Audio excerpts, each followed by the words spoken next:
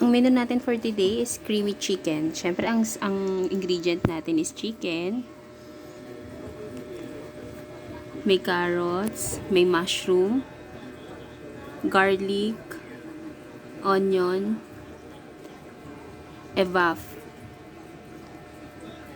Optional lang yung oregano at saka yung toasted garlic. Merong margarine, salt and pepper to taste.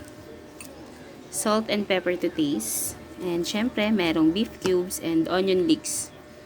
For garnish din, meron akong ilalagay na toasted sesame seed.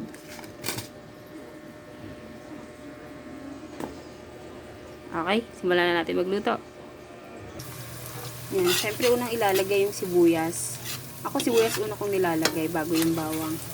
Pag nag-caramelize na siya, pwede na ilagay yung carrots.